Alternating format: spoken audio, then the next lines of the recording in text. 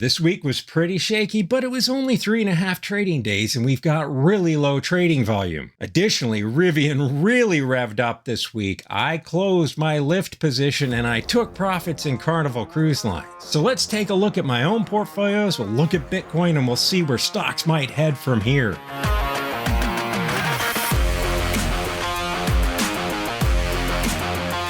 The bull case for stocks headed forward is so many people were out of position when they went into the first half of the year that they're now underwater. These professionals have to beat the S&P 500, and with the S&P 500 nearly closing out 16% the first half of the year, they're now behind. Bulls believe that these investors who are offsides are going to have to buy into the market, and that's only going to cause stocks to head higher, with some bulls like Tom Lee thinking we're to see an additional 11% from here to the end of the year. Stocks took a little bit of a sell-off on Thursday when ADP's private payroll report showed stronger labor market than anybody was expecting. However, then the report that really matters, the Labor Department's non-farm payrolls report, came out on Friday. The report actually missed consensus estimates, which means that the market is actually weaker than expected. And ADP is notorious for being a little bit off. So the bulls believe that the labor market being weaker will show the Fed that they don't need to hike rates anymore, that their rate hikes are already working. Finally, summer is seasonally a good time for stocks, so bulls believe the rally will continue at least until the end of August. Bears concede that there might be a FOMO rally until the third week of July, that so many people were out of position going into the first half of the year that they need to reallocate now. However, these same bears believe that that FOMO rally will end when the Federal Reserve decides to hike rates once more, and then we'll see stocks really sell off. These bears argue that since there's a lag time between when the Fed hikes rates and when the rates actually have an effect on the economy, that we're only just now starting to see the rate hikes that they did last year. Additionally, some bears point to the fact that there are many businesses and homeowners who had a floating rate mortgage or a floating rate business loan. And every single day that passes, these people have to get new loans at the incredibly higher rates that we see now. These bears suggest that the new loans with the higher rates are going to have a negative effect on the economy, that businesses and consumers won't have the money to spend in the way that they have over the past year, and this will cause stocks to underperform and sell off from here. Let's take a look at what's happening in Bitcoin. Bitcoin actually rallied this week and made a new high, both for the week, the month,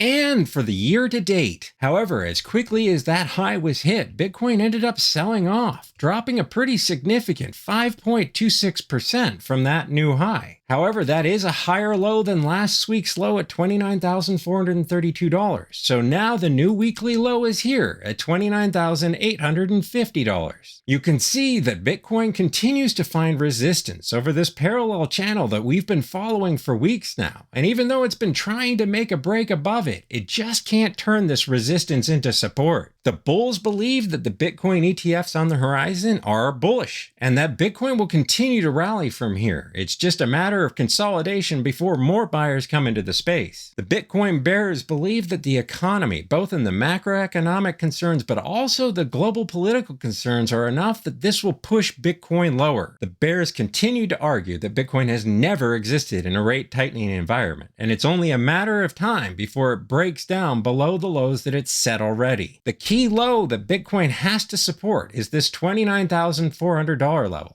And as we've said in weeks past, if this breaks, it's going to fall through and might find support on this support level here around 28,000 before breaking through to 26,300. This week's winner was Rivian, which really revved up on the back of last week's analyst reports that showed the factory is firing on all cylinders. Rivian got a turbo boost on Friday when a news report came out that showed that their pickup truck is the #1 selling EV pickup truck in the United States, beating offerings from both Ford and Chevy. As a result, Rivian rallied an incredible 48.08% and is the winner for 2 weeks in a row in the Investments in Play portfolio. I thought it was a little odd last week when Nike reported what was objectively a bad quarter, and no one seemed to react. Well, they all woke up this week, and Nike really got hit hard on the back of weak consumers in the United States and in China, with poor forward guidance. Nike sold off 5.35%, and in this market, that's enough to be the week's biggest loser. Despite having a pretty bad week for the majority of the week, Lyft really picked it up toward the end of the week and ended up finishing up 5.21% and became the week's biggest winner in the speculation and play portfolio. I'm not sure what I would do if I didn't have golden minerals. Week after week, this one is the biggest loser. This makes 3 weeks in a row, a hat trick that no company should want. Golden minerals lost another 9.26% this week and came in as the speculation and play portfolio's biggest loser, once again for the 3rd week in a row. I ended up taking profits in Carnival Cruise Lines this week, removing all of the remaining capital that I had in the position. I do believe that Carnival Cruise Lines is a decent long-term investment. However, it's had such an incredible run this year that I didn't want to give back those profits without at least taking my original capital out of the position. When Carnival pulled back on Thursday, it triggered a stop-loss sell order that I had in place. And it ended up pulling out my capital with an order that filled at $18.81. This order locked in 9.04% in gains on shares that I bought for $17.25 back on March 12, 2020 when I opened the position, and lowered my per share cost $4.77 down to negative 21 cents. A negative per share cost means I've taken all the capital out of the position in addition to profits. In this case, each share of Carnival that I hold in this portfolio adds 21 cents to the bottom line. From here, my next buy target is $8.80, a point of support Carnival saw earlier just this year. And my next sell target is $23.40, a price that Carnival Cruise Lines has seen resistance at in the past. I decided to close my position in Lyft this week. After its poor analyst meeting a few weeks ago where it disappointed on where they're headed from here, it just seems like this one doesn't really have enough catalyst to the upside for me to keep holding on to it. Additionally, it's pretty incredibly volatile. As you can see in the past, just since I've held it since March of 2023, that it's rallied to $10, back to $8, and then back up to $11.